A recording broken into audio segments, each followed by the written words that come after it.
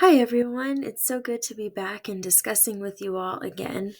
Today I'm going to be looking at the issue of the scale of government and, of course, how it factors into the government's ability to operate to the needs of the people.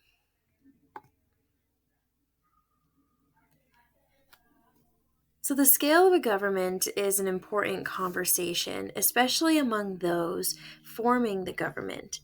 The consensus seems to be that governments cannot be too large, or there is the risk of a tyranny, but also cannot be too small, or there could be anarchy. So, this is an idea that has been present in the argument of political philosophers dating back to Aristotle. In my own research through this course, I found this argument in Politics by Aristotle, On the Republic and on the Laws by Cicero, Discourses on Livy by Machiavelli, The Spirit of Laws by Montesquieu, and also in A Defense of the Constitutions of Government of the United States of America by John Adams.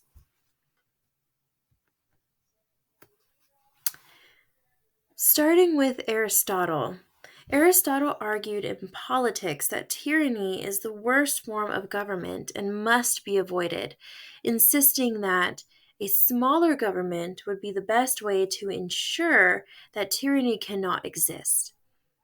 Aristotle claimed that to give authority to any one man when all are equal is unjust. And I think this is just showing that there should be a limit to how much a government can control over the people.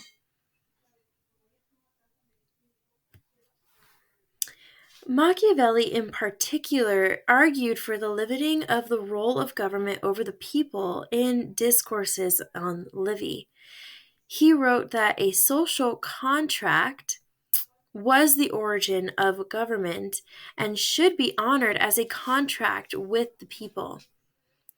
Machiavelli highlighted the idea of Aristotle that there are three major forms of government. He noted that there are 6 forms of government, with 3 being good and 3 being bad forms, reiterating that the 3 good forms, which are monarchy, aristocracy, and democracy, do become the 3 bad forms, which are tyranny, oligarchy, and anarchy. To avoid this, a system of checks and balances would need to be implemented with 3 branches, which would represent each good form of government. Machiavelli also added that it is vital to create a system of government or a system of justice, because of the importance of protecting the people. When the people are not protected, matters are taken into their own hands, and then anarchy may once again become evident.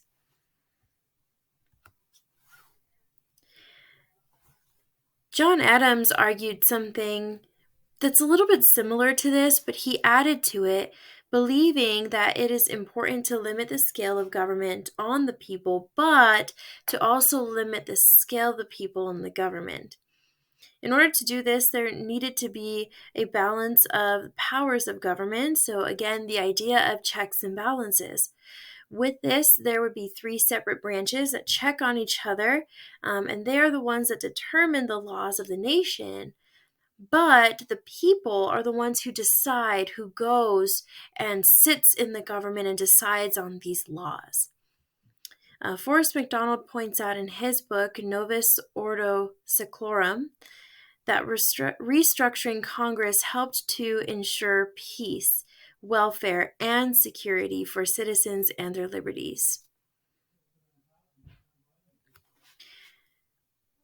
So, just to sum up, as discussed by philosophers throughout history, it is important to have a balance in the scale of the government and of the involvement of the people, as too large of a government can lead to tyranny, but too small of a government can lead to anarchy.